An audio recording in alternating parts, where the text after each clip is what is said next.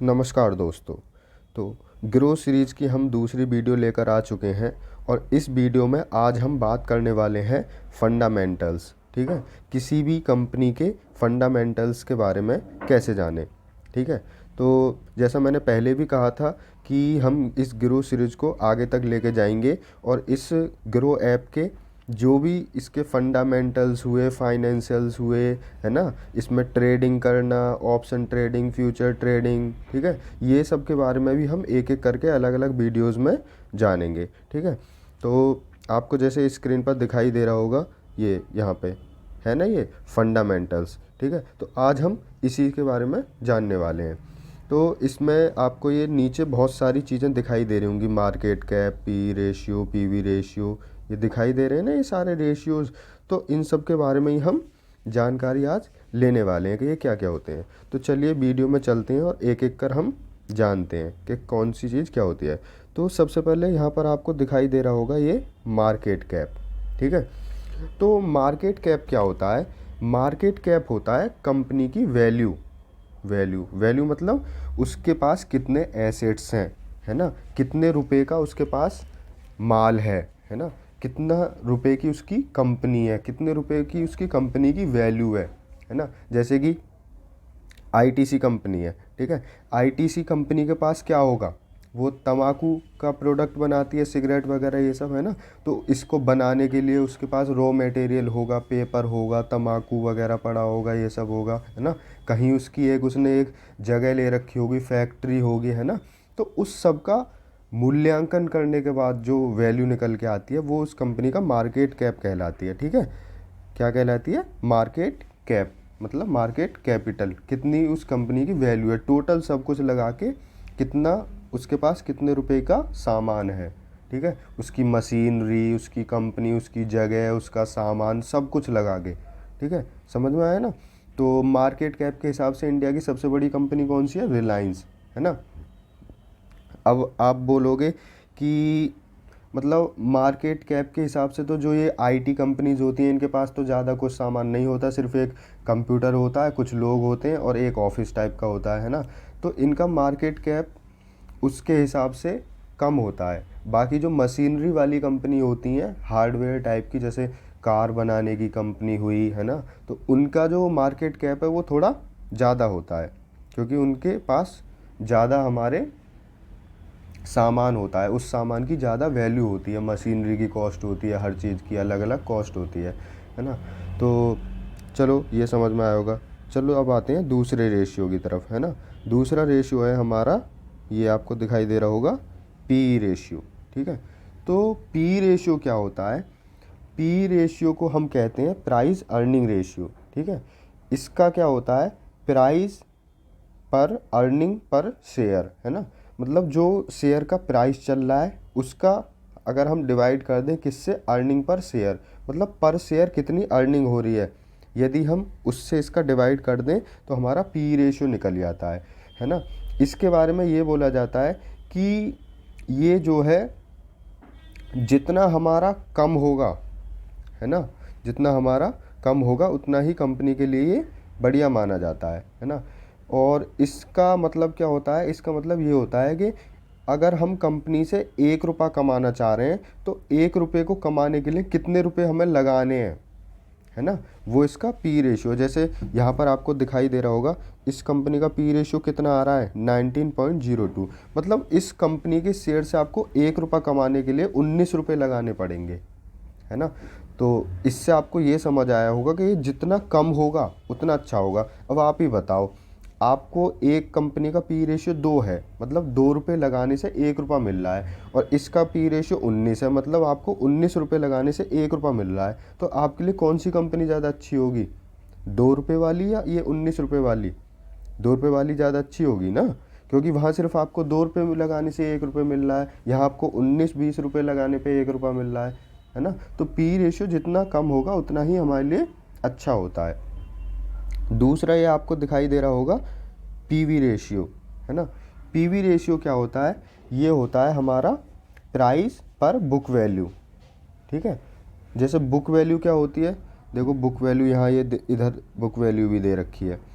Book value हमारी वो होती है जैसे अगर हमारी कंपनी बंद हो जाए आज किसी भी रीज़न से, है ना, तो उसके एक शेयर के हमें कितने रुपए मिलेंगे, है ना। अगर हमारी आज ही बंद हो जाती है तो उसके एक शेयर के हमें कितने रुपए मिलेंगे, वो उसकी बुक वैल्यू होती है ना।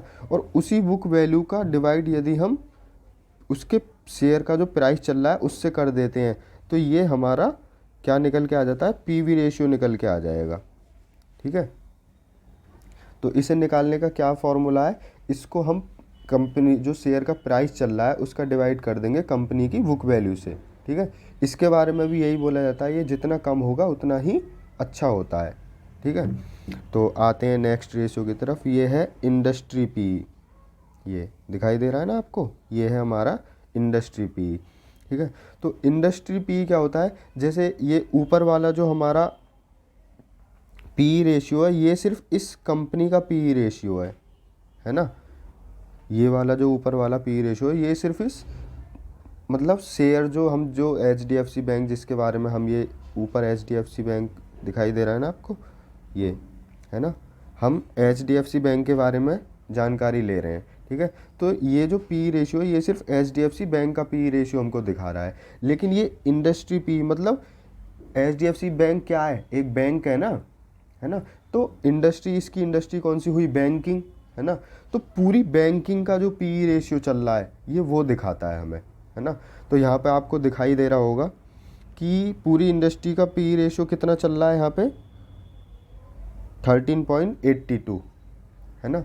मतलब पूरी इंडस्ट्री का पी रेशियो चल रहा है 13 रुपये और इस बैंक का पी रेशियो कितना है 19 रुपये। मतलब इंडस्ट्री से ये थोड़ा वैल्यू हमें इसकी ज़्यादा पड़ रही है, इंडस्ट्री से थोड़ा ये शेयर हमें महंगा मिल रहा है, तो हमें शेयर वही लेना चाहिए जिसकी वैल्यू इंडस्ट्री से थोड़ी कम चले। हालांकि हम इस शेयर के बारे में ऐसा नहीं बोल सकते क्योंकि HDFC बैंक जो है बहुत बढ़िया शेयर है, ग्रो करने वाली कंपनी है। तो मैंने बोला था ना, ये जो हम इनके बारे में जो वैल्यूएशन निकालते हैं इन सब रेशियोज़ को देख के, तो कभी कभी ये गलत भी हो जाते हैं, है ना। हो सकता है हम इसका जैसे 1 रुपये ख़रीदने के लिए 19 रुपये लगा रहे हैं, लेकिन क्या पता सच में इसका प्राइस आगे चल के 19 रुपये पहुँच जाए क्योंकि ये बढ़िया कंपनी है, तो ये सौदा हमारे लिए बुरा भी नहीं हुआ। और पता चली एक कंपनी ऐसी है वो हम उसका पी रेशियो 2 है, 2 के चक्कर में हमने ख़रीद लिया है, लेकिन कल को पता चला कि वो शेयर प्राइस उसका डबल हो ही नहीं पाया, 2 रुपये भी कभी पहुँच नहीं पाया, तो वहाँ तो हम घाटे में हो गए ना। तो कुछ हमें कंपनी के फंडामेंटल्स के साथ साथ उसकी फाइनेंशियल्स भी देखने होते हैं कि क्या कंपनी सच में है 19 रुपये पहुँचने लायक। यदि लग रहा है कि हाँ 19 नहीं है 25-30 भी पहुँच सकती है, तो हम ज़्यादा पी रेशियो पे भी उस कंपनी को खरीद सकते हैं। ठीक है, चौथा, ये जब 4 रेशियो हम समझ में आ गए, इसके बाद में आता है डेब्ट टू इक्विटी रेशियो। ठीक है, तो डेब्ट आप जानते ही होंगे, ये क्या होता है, कर्जा, है ना, जो हमें उधार देने वाले होते हैं। उधार वो किसके, इंटरेस्ट के बदले में हमें उधार देते हैं, वो हमारे कर्जदाता होते हैं। और दूसरा है इक्विटी। इक्विटी मतलब जो ऑनरशिप, मतलब जो कंपनी के मालिक होते हैं, है ना, उनके वो इक्विटी वाले होते हैं। तो डेब्ट का जब इक्विटी से रेशियो निकालते हैं तो वो होता है डेब्ट टू इक्विटी रेशियो। ठीक है, ये इस कंपनी का यहाँ पे दे नहीं रखा है, हाइड करके रखा है इन्होंने। तो इससे भी हमें पता लगता है कि कंपनी पे कोई कर्जा तो नहीं है ना, जितने उसके शेयर हैं कहीं उससे ज़्यादा उस पर कर्जा तो नहीं है। तो ये भी हमारा जितना कम होगा उतना ही अच्छा होता है। ठीक है, और इसके बाद में ये आपको दिखाई दे रहा होगा ROE, है ना। ROE होता है हमारा रिटर्न ऑन इन्वेस्टमेंट, है ना, रिटर्न ऑन इक्विटी, मतलब जितना हम पैसा लगा रहे हैं उस पर कितने % हमें रिटर्न मिलेगा, है ना। तो ये भी हमें देखना ज़रूरी होता है किसी कंपनी के बारे में। ठीक है, फिर है हमारा EPS, अर्निंग पर शेयर, है ना, एक शेयर पे हमें कितनी अर्निंग हो जाएगी। ठीक है, उसके बाद में है हमारा डिविडेंड यील्ड। देखो डिविडेंड क्या होता है, जैसे कोई कंपनी है, ठीक है, अब फ़िलहाल उसने इस साल जो है 10% का प्रॉफिट कमाया, है ना। अब वो चाहती है कि कंपनी को ग्रो करना है ना, तो वो जो 10% उसने प्रॉफिट कमाया, जो उसको लाभ मिला, वो उस पैसे को अपनी ग्रोथ के लिए लगा देगी, है ना, वो उस पैसे को अपनी ग्रोथ के लिए लगा देगी। लेकिन बहुत सी कंपनियां क्या होती हैं कि वो बहुत बड़ी कंपनी बन चुकी हैं, उन्हें इस साल कुछ भी अपनी कंपनी में पैसा नहीं लगाना है और उन्होंने भी 10% का प्रॉफिट कमाया, तो वो क्या करेंगी, उस 10% में से कुछ परसेंट अपने जो शेयर होल्डर होते हैं उनको डायरेक्टली कैश के रूप में दे देती हैं। वही होता है हमारा डिविडेंड, है ना। मतलब एक तो कुछ कंपनी ऐसी होती हैं अपने कमाए हुए प्रॉफिट को कंपनी में ही लगा देती हैं, है ना, और कुछ कंपनी ऐसी होती हैं कि वो उस प्रॉफिट को डिविडेंड के रूप में अपने शेयर होल्डर्स में बांट देती हैं, ठीक है। तो वो होता है हमारा डिविडेंड। तो ये जो डिविडेंड यील्ड है इसका मतलब ये है कि पर शेयर के हिसाब से कितने परसेंट का डिविडेंड अपने शेयर होल्डर्स को देती है। तो इसका कितना दे रखा है यहाँ पे आपको दिखाई दे रहा होगा, 0.94%, है ना। तो मतलब 1% से भी कम ये डिविडेंड यील्ड इस कंपनी का है ना। जैसे 100 रुपये अगर आपने इस कंपनी में लगा रखे हैं तो आपको 94 पैसे का डिविडेंड इस कंपनी से मिलेगा एक शेयर पर, ठीक है। तो ये समझ में आ गया होगा। उसके बाद में ये बुक वैल्यू मैं आपको बता ही चुका हूँ, है ना। मैंने क्या बताया था बुक वैल्यू के बारे में, बताया था ना कि अगर कंपनी बंद हुई तो एक शेयर के कितने रुपए मिलेंगे, वो होती है कंपनी की बुक वैल्यू, ठीक है। बुक वैल्यू के बाद में ये नीचे है फेस वैल्यू, ठीक है। फेस वैल्यू क्या होता है, फेस वैल्यू वह वैल्यू है जब कोई कंपनी जैसे आईपीओ के जरिए से पहली बार अपने शेयर जारी करती है ना। तो कंपनी सबसे पहले एक शेयर की जो वैल्यू निर्धारित करती है कि एक शेयर की हमारी पहले जो शेयर है उसकी कितनी वैल्यू होगी, कितने रुपए का वो शेयर मिलेगा, उसे शेयर की फेस वैल्यू या शेयर वैल्यू के नाम से जाना जाता है, ठीक है। तो ये सब समझ में आए होंगे ना आपको रेशियो।